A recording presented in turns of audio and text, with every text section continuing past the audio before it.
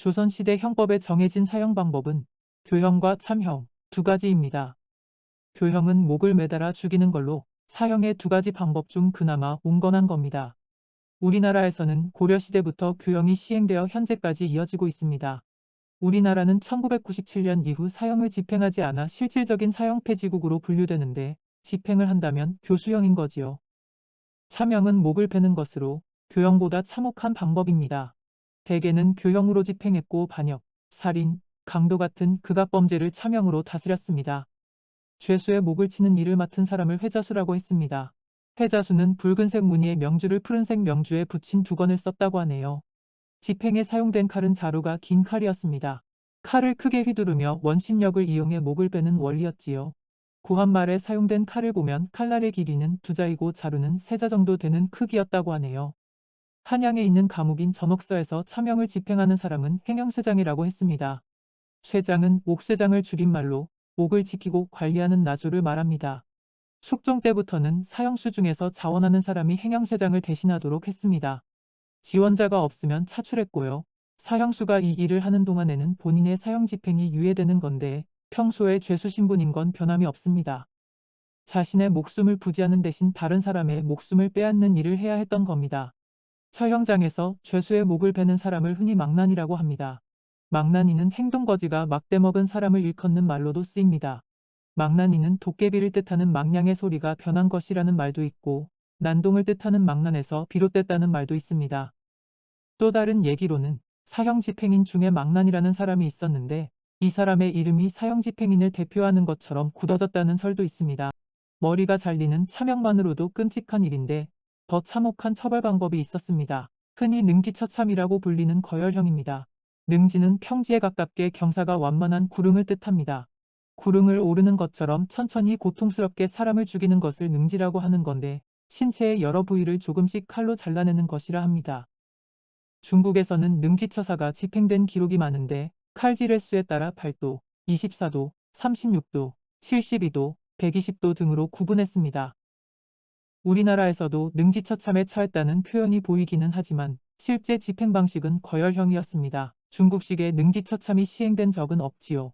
거열은 목과 사지를 따로따로 밧줄에 묶어 소나 말에 매달고 각각의 방향으로 달리게 해서 죄수를 찢어 죽이는 방법입니다. 거열형은 신체가 완전히 손상되기 때문에 사형 중에서도 가장 무거운 사형으로 간주되었습니다.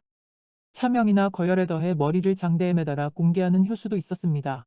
참형 장면을 보면 사형수 머리에 줄이 묶여 있는데 목이 잘린 뒤 줄을 당겨 높은 곳에 걸기 위해서입니다. 효수뿐 아니라 거열형 집행 뒤 잘라낸 신체 부위를 전국으로 보내 전시하기도 했습니다. 어차피 죄인의 목숨을 뺏는 건데 굳이 더 잔인한 방법을 쓰다니. 게다가 목을 매달아 전시까지 한다고? 그런 생각이 드는데요. 죄가 크니까 잔인한 방법으로 죽인다는 의미도 있겠지만 대중들에게 공포를 각인시키는 효과 역시 컸을 것 같네요. 실제로 거열형과 효수는 사람들이 많이 지나다니는 곳에서 실시되었습니다. 다른 사형은 도성 밖에서 집행했지만 거열형은 주로 도성안 군기시 앞에서 집행했다고 합니다. 조선 말에 기독교 박해가 심했을 때 신앙을 버리지 않고 순교한 분들이 참형을 당했더랬습니다. 외국인 선교사들이나 김대건 신부 같은 분들은 효수까지 당했고요. 그만큼 국가이념에 위반되는 위험한 사상이라고 생각했다는 거겠죠. 이미 죽은 사람에게 거열형을 시행하는 경우도 있었습니다. 사육신 중 박팽년, 유성원 같은 분들은 고문으로 숨졌는데 그 시신이 거열당하는 일을 겪었지요. 갑신정변을 주도했다가 실패 후 일본으로 망명했던 김옥균은 훗날 상하이에서 암살을 당했는데 집권 세력은 김옥균의 시신을 국내로 실어와 공개적으로 능지처사에 처한 뒤 잘린 머리를 효시했습니다. 김옥균이 이미 죽었는데도 대역죄인에 대한 능지처사를 굳이 집행했던 겁니다.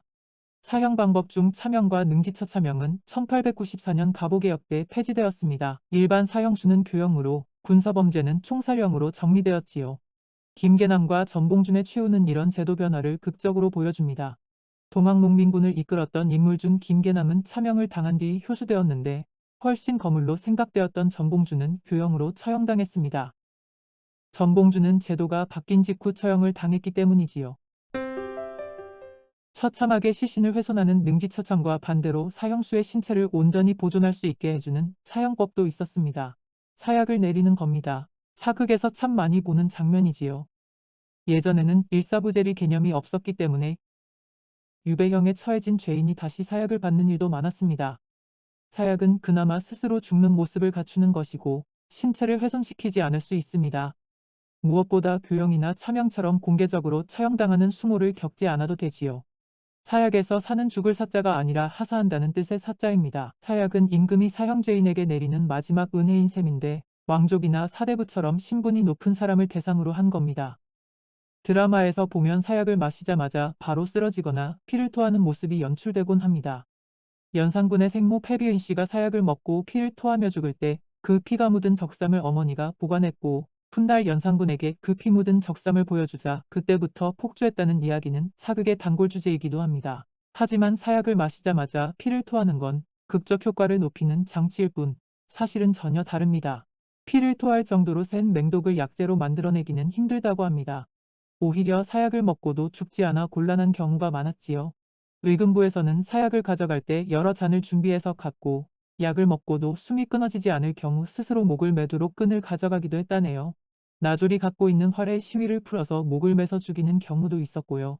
중종 때 을사사화에 연루되어 사약을 받은 임형수는 사약을 18잔이나 마시고도 멀쩡해서 결국에는 목을 졸라서 죽였다고 합니다.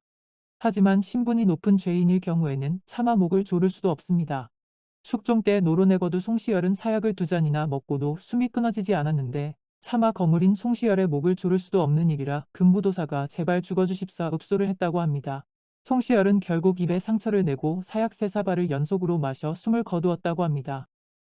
사약은 내의원에서 제조했는데 어떻게 만들었는지는 전해지는 내용이 없습니다. 제조법을 기밀로 유지했기 때문이죠. 비상을 주재료로 사용했을 거라고 짐작할 뿐이고 한약재인 부자를 사용했다고도 합니다. 부자는 미나리아제빛과 초호석에 속하는 식물의 뿌리로 독성이 강한 약재입니다. 죄질에 따라 교형이니 차명이니 집행 방법이 달라지는 것과 함께 집행 시기도 구분했습니다. 춘분에서 추분 사이에는 형을 집행하지 않고 기다렸다가 추분 이후에 집행하는 대시와 지체 없이 집행하는 부대시가 있었죠. 봄에서 가을까지는 만물이 생장하는 시기라 살아있는 생명을 죽이는 일은 자연의 섭리를 거스르는 일이라 생각했고 죽을 죄를 지은 죄인이긴 해도 어쨌든 사람 목숨을 빼앗는 일이니 이때를 피해 집행한 겁니다. 추분이 지났다 해도 금형일에는 사형을 집행하지 않았습니다. 금형일에는 사형뿐 아니라 다른 형벌이나 고문 같은 것도 없었지요. 그런데 이 금형일이 생각보다 많습니다. 명진제일이라고 해서 하늘의 신선이 땅에 내려와 선악을 살피는 날이 있는데 한 달에 열흘이나 됩니다. 명절과 24절기, 왕과 왕비의 생일을 전후한 사흘씩, 왕이나 왕족이 죽은 날, 나라에서 제를 지내는 날, 정조시일에도 사형 집행을 금지했습니다. 2월 1일도 금형일이었고 이런저런 금형일을 피해 날을 잡았는데 그날 비가 오면 또 사형 집행 금지였습니다. 연산군 때 이복선이라는 사람이 공금횡령과 부녀자 성폭행 등으로 사형을 엄도받았는데 형을 집행하려고 보면 명진제일이나 추분 같은 날짜와 겹쳤고 다시 집행하려고 보면 왕과 왕비의 생일에 걸리면서 금형일과 자꾸 겹쳤다고 합니다. 이런저런 금형일을 피해서 다시 형을 집행하려고 하면 그날은 비가 내리는 등 계속 집행이 미뤄졌죠. 2년 동안 집행이 미뤄지다 보니 연산군은 결국 태형으로 감형해 풀어주라고 했는데 정작 이복선은 옥살을 하고 말았습니다. 언제 사형당할지 모르니 스트레스가 여간 아니었겠죠. 금형일을 지키며 사형 집행에 신중을 기했지만 너무 악질적이고 큰 죄라고 생각될 때는 추분까지 기다리지 않았는데 이것이 부대시입니다. 장희빈이 인현왕후를 저주하다 발각되었을 때 궁녀들이 거열형에 처해진 적이 있습니다. 이때 설량이라는 궁녀는 몸이 아픈 데다 고문까지 당해 거의 죽기 직전이었는데 숙종은 죄인이 자연사하면 안 된다며 다른 죄인보다 앞서 거열형을 집행하게 했지요. 사형을 집행할 때는 국왕의 허락을 받아야 했습니다. 1년에 한 번씩, 보통은 10월에 왕이 직접 사건을 심리해서 정말로 사형을 집행할 것인지 결정했지요. 3차례 심리를 진행했습니다. 기록이 잘 남아있는 정조임금 때의 경우를 보면 평균 1년에 45점 사건을 심리한 걸로 나타납니다. 24년 6개월 동안 모두 1112건을 심리했는데 실제 사형이 집행된 것은 3.2%인 36명뿐이었다고 합니다. 나머지는 감형되거나 석방되었죠. 재수사를 통해 억울함을 벗은 경우도 있었고요. 15세기 초만 해도 사형 대상자 중 90% 이상이 처형되었던 걸 생각해보면 사형 판결을 한결 신중하게 다루었음을 알 수 있습니다. 물론 정조가 사건을 신중하게 다루었던 것도 있을 겁니다.